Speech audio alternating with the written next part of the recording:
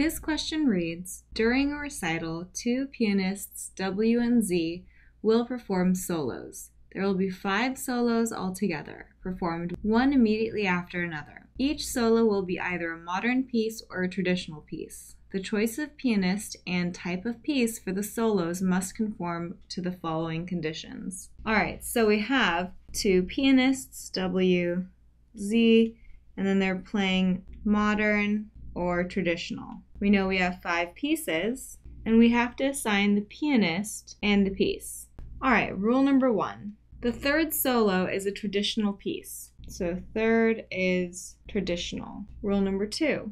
Exactly 2 of the traditional pieces are performed consecutively. So we have a double T block. Rule number 3. In the fourth solo, either W performs a traditional piece or Z performs a modern piece. So, in the fourth solo, if W is not playing a traditional piece, then Z is playing a modern piece. Contrapositive, if Z is not playing a modern piece, then W is playing a traditional piece. Rule number 4. The pianist who performs the second solo does not perform the fifth solo. So second does not equal fifth. So we know this guy not equal to this guy. In rule number 5, no traditional piece is performed until W performs at least one modern piece. So if a traditional piece is performed, then we know W has played a modern piece. If W has not played a modern piece, then a traditional piece has not been performed. Alright, so what does that tell us? Well, we know then that the first piece cannot be a traditional piece because we don't have W playing a modern piece before it. Likewise, this limits our rule number 2.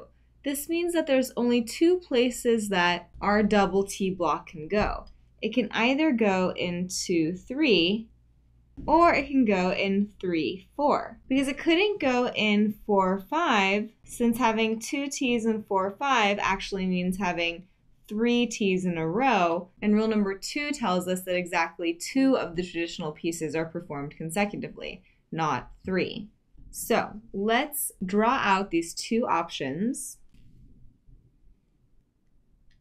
In our first option, we have 2 T's in 2 and 3, and in our second option, we have 2 T's in 3 and 4. So in our first option, we know that our first performance must be W playing a modern piece, because we couldn't have a traditional piece before W plays a modern piece. Likewise, we know that the fourth piece is going to be a modern piece because we can't have more than 2 consecutive traditional pieces. And we know from rule number 3 that the fourth performance is either going to be Z with a modern or W with a traditional. So this means in our first scenario we have Z with a modern, and in our second scenario we have W with a traditional. Now, in our second scenario, we know fifth performance is going to be modern because we can't have more than 2 traditional consecutively. We also know for the same reason that the second performance is going to be modern.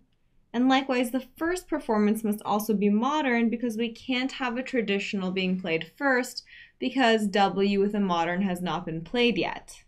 And the only other thing we know is that either 1 or 2 in this second scenario is going to be a W because we need a W playing modern before these traditional performances can be played.